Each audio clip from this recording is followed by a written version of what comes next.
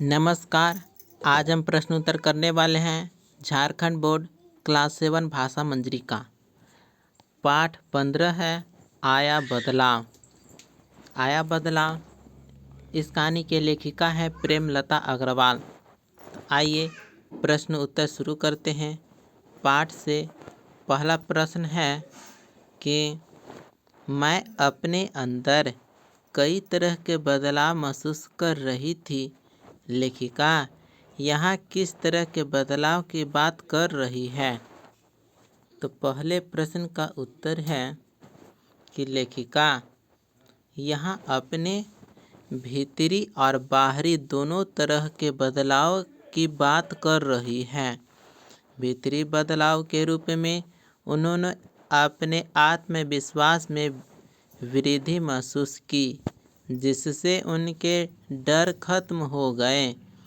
बाहरी बदलाव के रूप में उन्होंने खुद को आत्मनिर्भर बना लिया और छोटे मोटे कामों के लिए किसी पर निर्भर रहना छोड़ दिया। जीवन के प्रति उनकी सोच भी पहले से अधिक सकारात्मक हो गई। देखिए दूसरा प्रश्न है कि दूसरा प्रश्न, इस कैंप ने मुझे खुद को पहचानने का मौका दिया, मुझे खुद से मिलवाया। लेखिका ने ऐसा क्यों कहा? तो दूसरे प्रश्न का उत्तर है कि कैंप के अनुभवों ने लेखिका को उनकी छिपी हुई क्षमताओं से परिचित कराया। उन्होंने पहाड़ों की कठिनाइयों का सामना करते हुए अपनी शारीरिक और मानसिक शक्ति का पहचाना। इससे उन्हें यह समझ आया कि वह अपने जीवन में किसी भी कठिनाई को पार कर सकती है।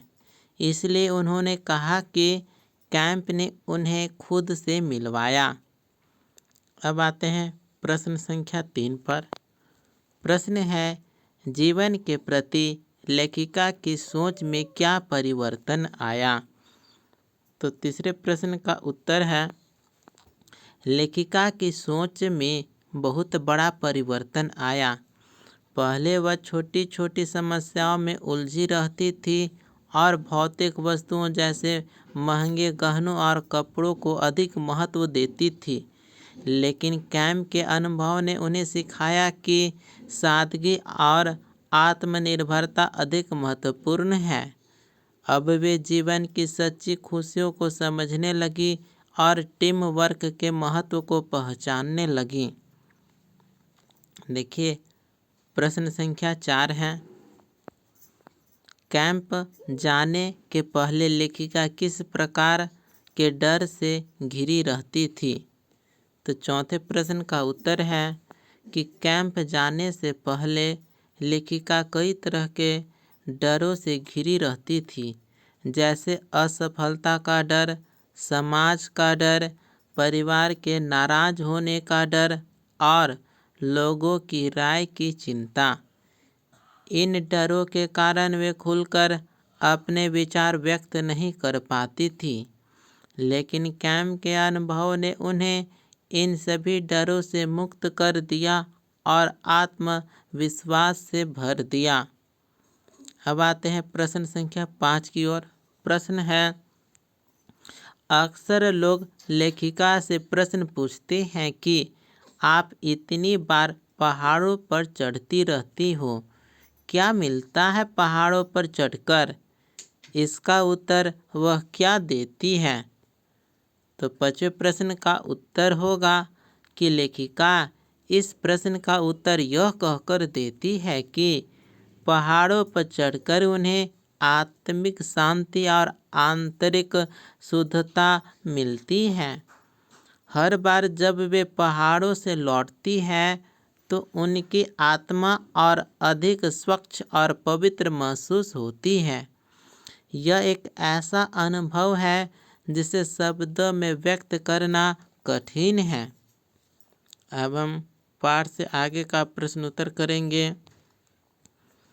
पहला प्रश्न है कि जब आप खुद को 100% जान लेते हो तो आपके लिए अपने लक्ष्य तक पहुंचना बहुत आसान हो जाता है।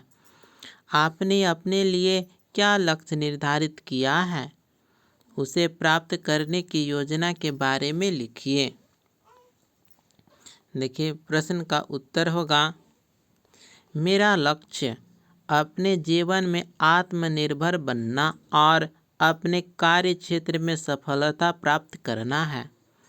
इसे प्राप्त करने के लिए मैं समय का सही उपयोग करूँगा, नियमित रूप से मेहनत करूँगा या करूँगी और अपने कौशल को लगातार निखारता या निखारती रहूँगी। मैं अपने डर को दूर करके आत्मविश्वास बढ़ाने पर ध्यान दूंगा या ध्यान दूंगी और अपने लक्ष्य के प्रति संपूर्ण समर्पण रखूंगा या रखूंगी। ये मेरा लक्ष्य हुआ।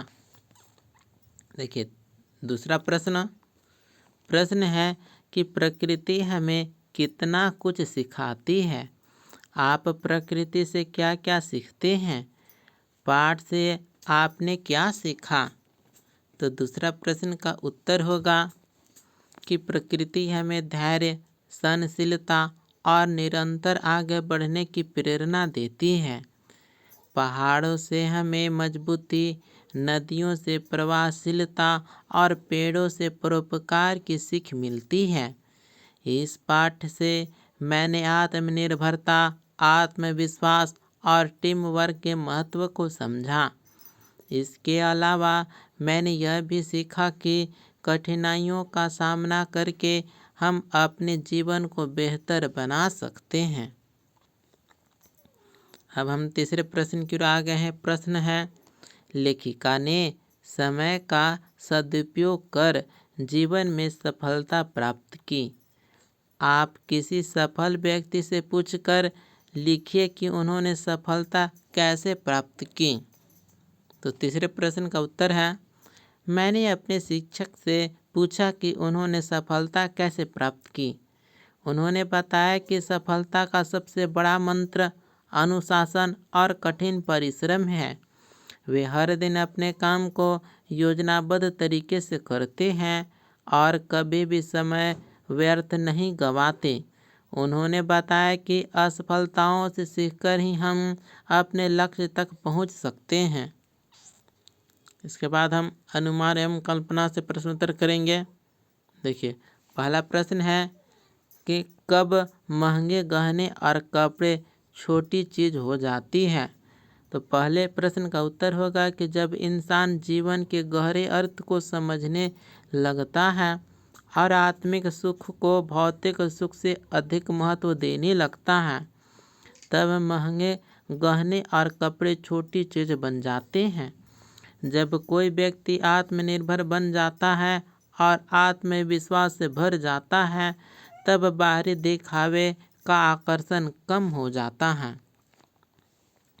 अब हम दूसरे प्रश्न की ओर आगे हैं।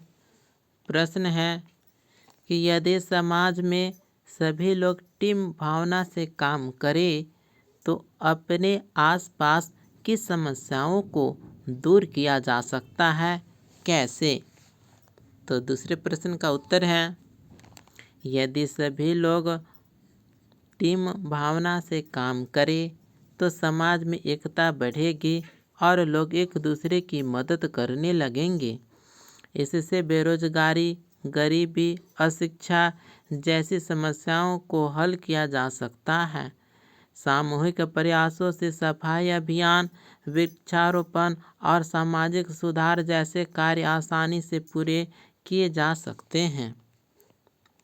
अब हम भाषा संदर्भ से प्रश्न उत्तर करेंगे। भाषा संदर्भ, निम्नलिखित शब्दों का विलोम लिखिए। ठीक है, तो विलोम शब्द लिखना है। जैसे स्वच्छ का विलोम शब्द गंदा, पवित्र का विलोम शब्द अपवित्र, सकारात्मक का विलोम शब्द नकारात्मक, शिकायत का विलोम शब्द प्रशंसा। अब हम दूसरे प्रश्न की ओर आते हैं। भाषा संदर्भ का दूसरा प्रश्न है कि हिंदी में विदेशी भाषाओं से कई शब्द आकर घुल मिल गए हैं। इन शब्दों को विदेशज यानी आगत शब्द की श्रेणी में रखा जाता है, जैसे कैंप, शिद्दत आदि। पाठ में आए विदेशज यानी आगत शब्दों को खोजिए एवं उनका वाक्य में प्रयोग कीजिए। तो यहाँ पर है उत्तर है कैंप। मैं इस बार पहाड़ों पर जाने वाले कैंप में भाग लूँगा। उसके बाद अगला विदेशी शब्द है शिद्दत। शिद्दत से वाक्य होगा उसने परीक्षा की तैयारी बहुत शिद्दत से की थी। अगला वाक्य है टास्क। टास्क शब्द से वाक्य बनेगा शिक्षक ने हमें एक कठिन टास्क दिया। इसके आगे विदेशी शब्द है टीम। टीम से वाक्य बनेगा हमारी टीम ने प्रतियोगिता में पहला स्थान प्राप्त किया। अब हम तीसरे प्रश्न की ओर आते हैं। प्रश्न है अच्छाई बुराई में द्वंद्व समास है। इन दोनों शब्दों के बीच लगे चिन्ह को सामाजिक चिन्ह यानी ये जो डैश है में सामासिक चिन्ह कहते हैं। इस चिन्ह से और का संकेत मिलता है, जैसे अच्छाई बुराई यानी अच्छाई और बुराई। इस प्रकार के दो उदाहरण पाठ से खोजकर लिखें। ठीक है, तो अच्छाई बुराई में द्वंद्व समास है। इस प्रकार के दो उदाहरण पाठ से खोजकर लिखिए। तो वह सुख दुख। इससे वाक्य हम बनेगा कि जीवन में सुख दुख आते जाते रहते हैं। अगला द्वंद्व समास का उदाहरण है आशा निराशा। इसका वाक्य में प्रयोग होगा हमें आशा निराशा से परे होकर अपने लक्ष्य की ओर बढ़ना चाहिए। इसके आगे है नीचे योजक चिन्ह वाले कुछ शब्द दिए गए हैं जो द्वंद्व समास नहीं है। इन शब्दों का प्रयोग करते हुए एक एक वाक्य बनाइए। जैसे बार बार, इससे वाक्य बनेगा बार बार मेहनत करने से ही सफलता मिलती है। अगला वाक्य है अलग अलग। इससे शब्द बनेगा, जैसे वाक्य हम बनाते हैं कि हम सभी के विचार अलग अलग हो सकते हैं। अगला शब्द है छोटे छोटे। इससे वाक्य में प्रयोग करेंगे हमें छोटे छोटे प्रयासों से बड़े लक्ष्य प्राप्त करने चाहिए। अगला शब्द है कि अपना अपना। इसे हम वाक्य में प्रयोग करेंगे सभी को अपना अपना कर्तव्य निभाना चाहिए। इसके आगे कुछ करने को। अब हम कुछ करने को इससे प्रश्नोत्तर करेंगे। देखिए पहला प्रश्न है कि समय का सदुपयोग विषय पर एक लघु निबंध लिखिए। तो उत्तर इस प्रकार से हम लिखेंगे समय का सदुपयोग। इस प्रकार हम हेडिंग देंगे। इसके बाद हम इसका निबंध लिखेंगे कि समय संसार की सबसे बहुमूल्य संपत्ति है। यह निरंतर चलता रहता है और जो व्यक्ति समय का सदुपयोग करता है वह अपने जीवन में सफलता प्राप्त करता है। समय को व्यर्थ गंवाने वाला व्यक्ति पछतावे के सिवा कुछ नहीं पा सकता। समय का सही उपयोग करने के लिए हमें अनुशासित और योजनाबद्ध जीवन अपनाना चाहिए। बच्चों को अपने पढ़ाई के समय को उचित ढंग से बांटना चाहिए ताकि वे सभी विषयों को अच्छे से समझ सकें। व्यापारियों को अपने व्यवसाय में समय का प्रबंधन करना चाहिए जिससे वे अधिक सफलता प्राप्त कर सकें। महान व्यक्तियों ने अपने जीवन में समय का सही उपयोग किया और वे सफलता की ऊंचाइयों तक पहुँचे। उदाहरण के लिए महात्मा गांधी ने समय का सही प्रयोग करके देश को स्वतंत्रता दिलाई। हमें हर पल का सदुपयोग करना चाहिए क्योंकि खोया हुआ समय वापस नहीं आता। जो व्यक्ति समय का महत्व समझता है वह जीवन में कभी असफल नहीं होता। इसलिए हमें समय को व्यर्थ नहीं गंवाना चाहिए और इसका पूरा लाभ उठाना चाहिए।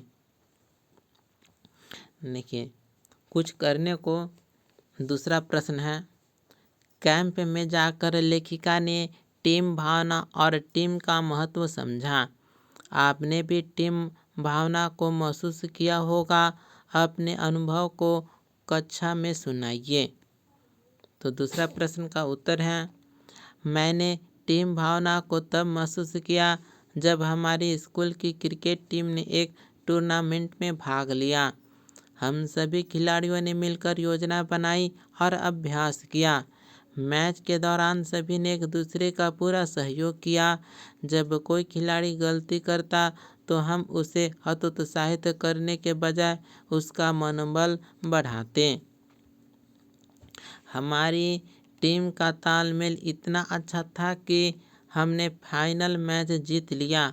इस अनुभव से मैंने सीखा कि जब हम मिलकर किसी लक्ष्य के लिए काम करते हैं तो सफलता निश्चित होती है। टीम भावना हमें एक दूसरे के प्रति सहयोग और सम्मान की भावना सिखाती है। अब हम इसके आगे तीसरे प्रश्न की ओर आते हैं। प्रश्न है, पर्वतारोहियों द्वारा उपयोग की जाने वाले सामग्रियों का चित्र एकत्र कर स्क्रैप बुक में चिपकाइए। तो उत्तर होगा कि पर्वतारोहियों के लिए कुछ आवश्यक सामग्रियां इस प्रकार हैं। रस्सियाँ, इसके आगे है आइस एक्स यानी बर्फ काटने का उपकरण, oxygen cylinder, tent, sleeping bag, thermal कपड़े, ग्लव्स और बूट्स, नक्शा और कंपास, ये सभी चीज़ हैं। इस प्रकार से यह प्रश्न उत्तर यहीं पर कंप्लीट होता है। मिलते हैं अगले वीडियो में। धन्यवाद।